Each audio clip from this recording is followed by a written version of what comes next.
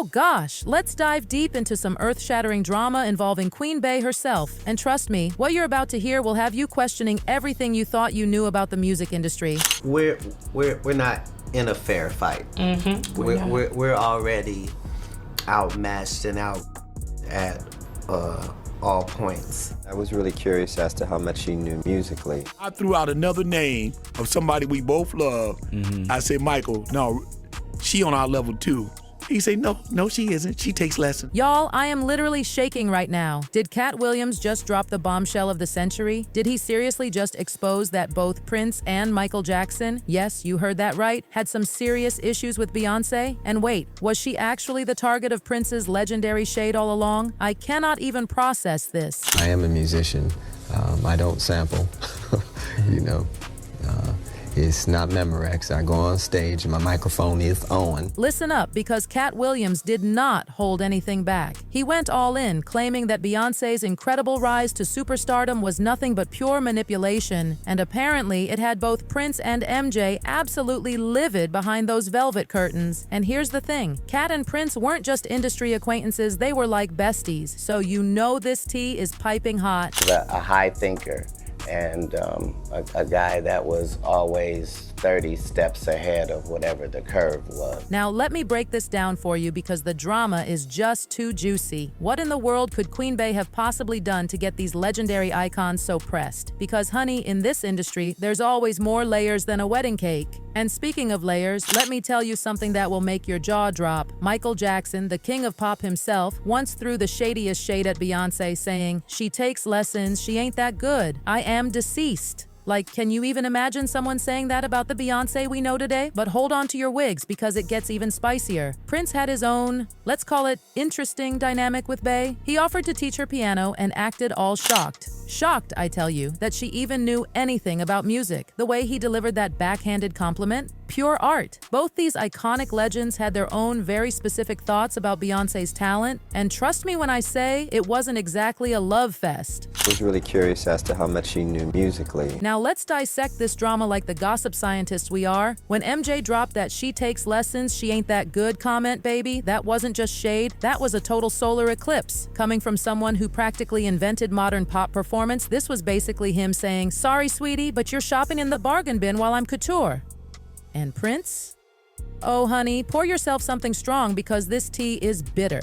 His offer to teach Beyoncé piano might have seemed innocent on the surface, but we all know better. It's like when your frenemy compliments your outfit and then adds, "It's so brave of you to wear that." Prince, being the musical genius who taught himself everything he knew, was basically saying Bey's success came more from her connections than her actual talent. The shade of it all. I don't sample, you know.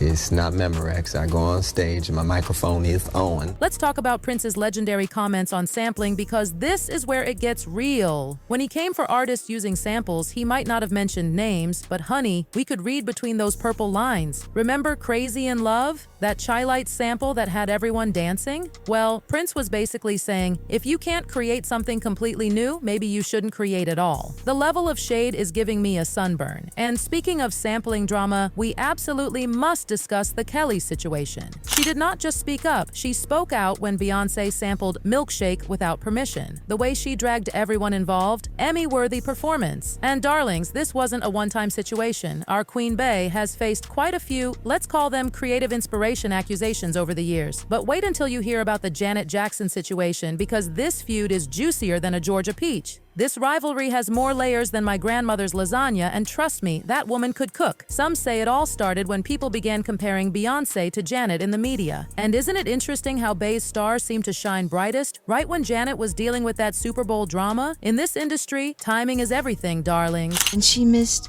Oh my God. the part. She was supposed to perform at the party, but she missed it because of it was storming in New York. And So you just saying she's irresponsible? The plot thickens like a good gumbo, y'all. Janet Jackson apparently had some thoughts about Beyoncé's tendency to borrow from multiple artists. And then Charlemagne the God really stirred the pot by suggesting Beyoncé could actually surpass Michael Jackson. The collective gasp from MJ fans probably caused a weather event. Beyonce, if she's not already, she's absolutely will be on that same level. She will be looked upon in the same regard, if not more, as Michael Jackson was. Now, let me serve you this absolutely delicious story involving MC Hammer, Michael Jackson, and Beyonce. This tea is so hot it could start a forest fire. Picture this: MJ in all his glory telling MC Hammer he was the best dancer in the game.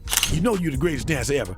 No, Hammer. You're the greatest I've ever seen. I said, oh, no. Wow. You the greatest dancer. It ain't even close, man. You the greatest dancer. He said, Hammer, the stuff you're doing, it's very complicated. But here comes the gag. When Hammer had the audacity to suggest that maybe someone else, wink wink Beyonce, was on their level, MJ shut that down faster than a New York minute. He literally said, she takes lessons, she ain't that good. I need my fainting couch. I was really curious as to how much she knew musically. I was just trying to show her some chords on the piano and help her to respect the fact that if she learns piano a la Aretha Franklin and Ray Charles and things like that, I mean, the sky's the limit as to what she could do. Let's analyze Prince's shade because, baby, it was calculated with NASA-level precision. When he mentioned teaching Beyonce piano, acting all surprised she knew about music, that wasn't just shade, that was a total blackout. Coming from someone who could play every instrument in the studio blindfolded, this was his way of saying, honey, you're just a pretty face with a good marketing team. I am a musician.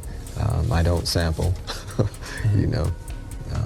It's not Memorex. I go on stage and my microphone is on. Listen to Prince's words like they're gospel. I am a musician. I don't sample. Chile. The way he delivered that line, pure art. This was clearly aimed at Beyonce and Jay-Z's sampling habits. Remember Crazy in Love? According to Prince, that wasn't creativity. That was musical recycling. And then we have the 2022 Keeley situation that had social media in an absolute frenzy. The way she went off when Beyonce sampled Milkshake without permission, it was like watching a masterclass in calling someone out. She didn't just spill the tea, she threw the whole tea set. The drama gets even spicier with the "If I Were a Boy" controversy. And trust me, you're not ready for this.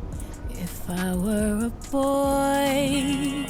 Plot twist. The song wasn't even originally Beyonce's. BC Jean wrote it after a breakup, and through some Hollywood magic, it ended up on Bey's album instead. Sure, BC got her songwriter credit, but the way it all went down, let's just say it's giving very much interesting business practices.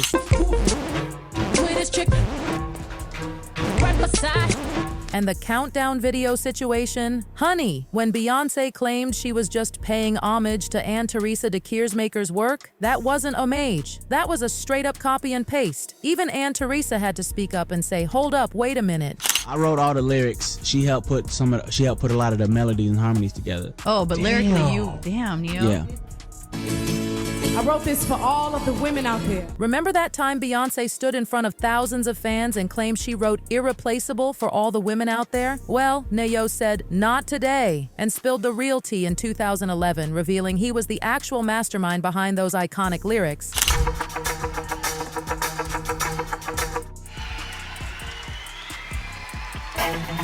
And just when you thought we were done, let me tell you about the bootylicious drama. Beyonce claims she had this magical moment in Japan where she heard the Stevie Nicks sample and got inspired. But producer Rob Fusari said, excuse me, because that was actually his brainchild. I think Beyonce is a brilliant artist. I also think that Beyonce is a hypocrite. Now listen to Tiffany Red's diplomatic but shady take. I think Beyonce is a brilliant artist. I also think that Beyonce is a hypocrite. The way she delivered that line, Oscar-worthy. She missed Oh my God. the part. She was supposed to perform at the party, but she missed it because it was storming in New York. And So you just saying she's irresponsible? When Janet's revelations hit the internet like a tsunami, Mama Tina rushed to defend her baby girl's creativity faster than you can say bills, bills, bills. But darling, sometimes damage control just adds more fuel to the fire. Beyonce, if she's not already, she's absolutely will be on that same level. She will be looked upon in the same regard, if not more, as Michael Jackson was. And just when we thought this drama couldn't get any more intense, Charlemagne the God threw a whole new log on the fire by suggesting Beyonce could surpass Michael Jackson. The MJ fans nearly broke the internet with their outrage. They made some valid points though. Michael's career was cut tragically short, making such comparisons completely unfair. But wait, there's more. Chance the Rapper really said, hold my beer, and declared that Beyonce's Coachella performance was better than any Michael Jackson performance. The absolute nerve. He really stood there and said, that woman better than Mike, black woman better than Mike. If shade could cause climate change, this would have melted the polar ice caps. Let's keep it real for a minute, though. Legends like Michael Jackson and Prince weren't just performers putting on a show. They were revolutionary artists who completely transformed the music industry. Their side eyes at Beyoncé, that was coming from a place of protecting their legacy and maintaining the highest standards in the industry. But we also can't deny that Beyoncé has carved out her own incredible path in music history, even if that path is paved with a few, let's call them controversial creative choices. At the end of the day, whether you're Team Bey, Team MJ, or Team Prince, there's no denying that this drama has given us enough tea to fill an entire ocean. And isn't that what makes the entertainment industry so absolutely fascinating? The talent, the drama, the shade, it's all part of this delicious gumbo we call show business. And that's the piping hot tea for today, my gossip-loving friends. Can you believe all this drama? Because I'm still trying to process it all. Don't forget to like, comment, and subscribe for more juicy celebrity tea. Because trust me, in this industry, the drama never stops. Until next time, stay shady and fabulous. Bye.